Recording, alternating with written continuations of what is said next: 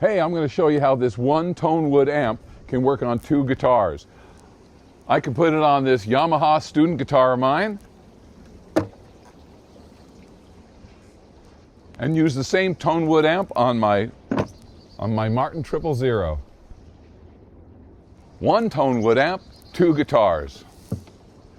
Stick with us and see how it's done.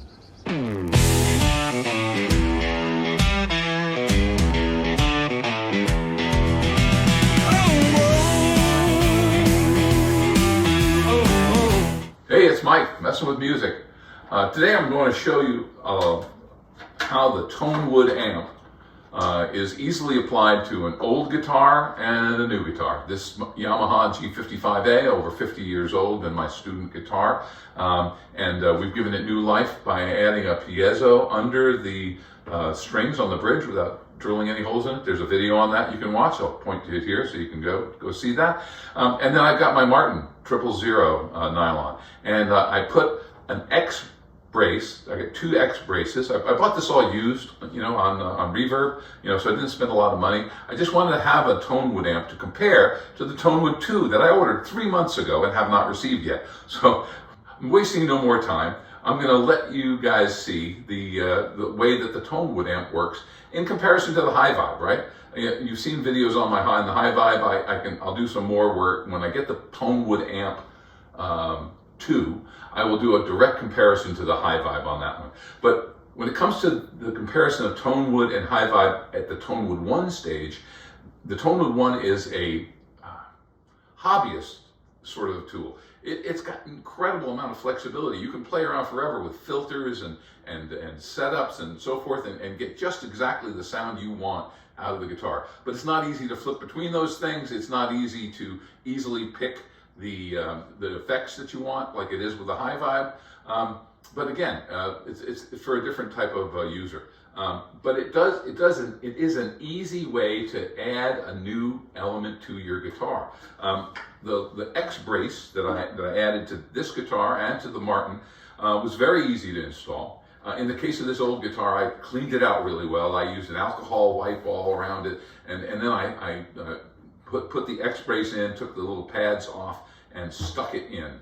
And then once it's stuck in place, and you tape around and tape this unit onto it so that you're holding it in place for a good amount of time, about 8 hours. Once that was all done, I was left with the ability to just stick. Just the ability to just stick this onto the guitar, and it then can be added to the control here. I'm going to plug it in, put it on here, plug it in.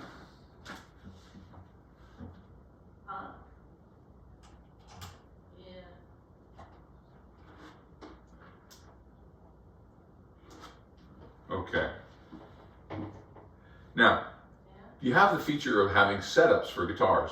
And I've set up this guitar as guitar 2 and my Martin as guitar 1. And when I set guitar, this is guitar 1.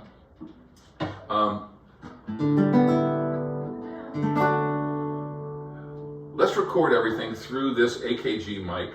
It's a nice phantom mic. Put it right down near the sound hole so we'll get a really good feel for it. And I'll just start the recording on this.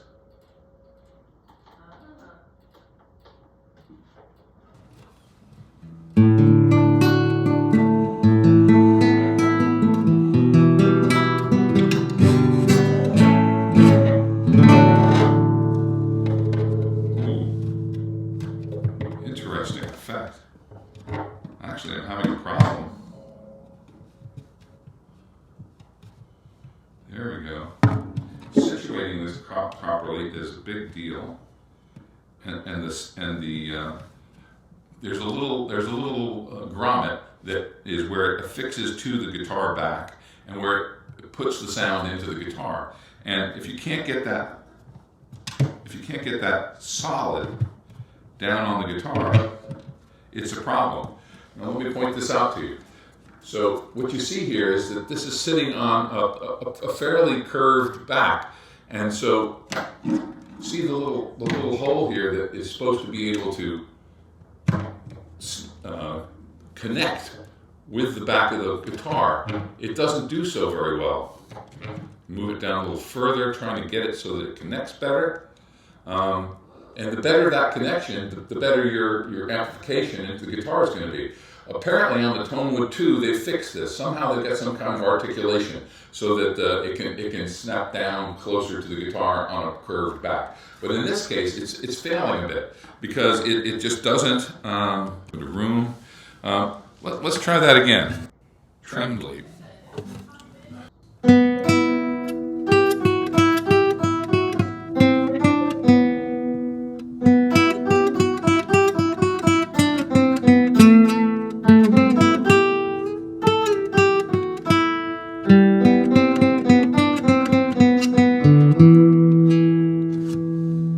Very nice.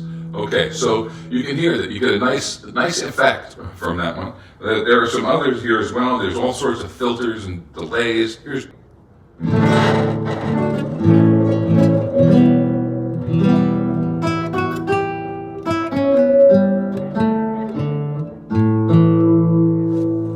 all sorts of ancillary noise coming in on that one. Plate.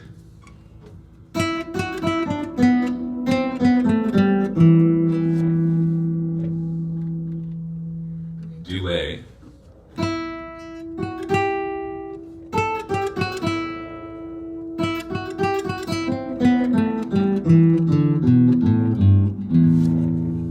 Room and hall are the two ambient sounds. There's hall. And here's room. So all these effects very greatly de-amplified because of the bad fit on the back of this guitar. So let's try this on a guitar where it fits quite a bit better. Okay.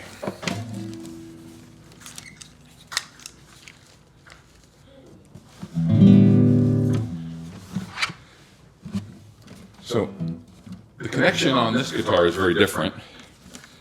I just use a very short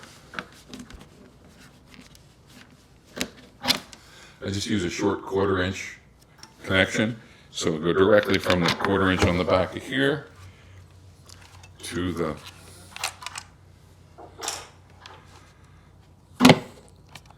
and you see it's a much flatter fit. It definitely has a better connection to the back of the guitar here.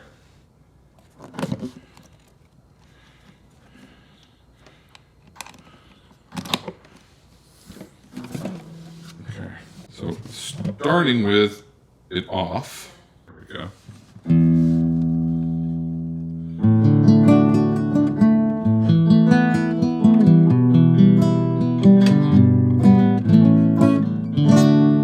Okay, very mellow, nice sound, right? I'm not doing any kind of a filtering on it at all. And I turn on the Tonewood. Now I've got to change the guitar on this one. We've got to change it to guitar 2. So what I'm going to be doing is pressing these two buttons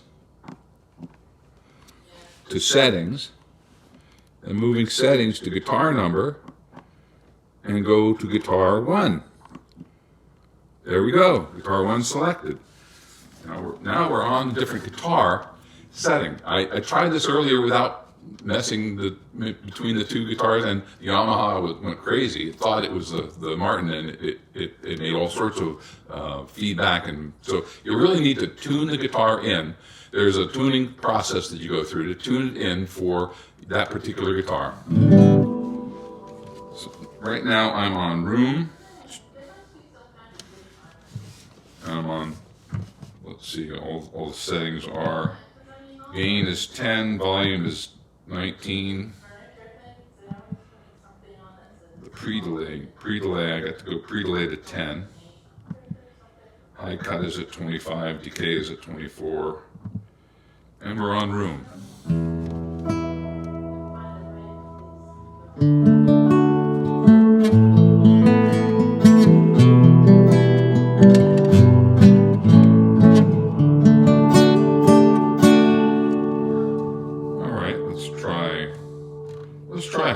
how that one sounded.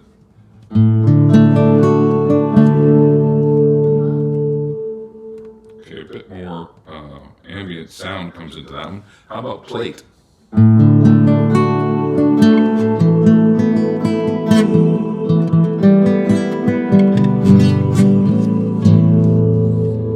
Again, lots of extra ambient sound comes on. Let's try delay.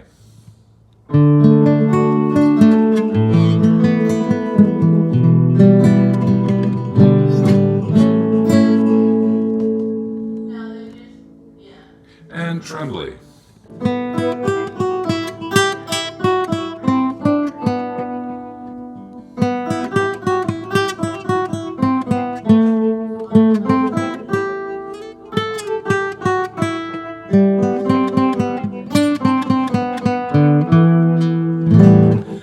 I love that tremolo sound, and I play with that one on the HyVibe all the time. That one's pretty good. So much better results on this guitar than on the Yamaha, and it's all because it's fitting better to the back. So I have high hopes for the Tonewood Amp 2 that is supposedly articulated so that it can match up onto the back of the guitar much better. So stick with me. That'll be our next great adventure when the Tonewood 2 amp finally comes. Till then, keep messing with music, and we'll see you on the other side.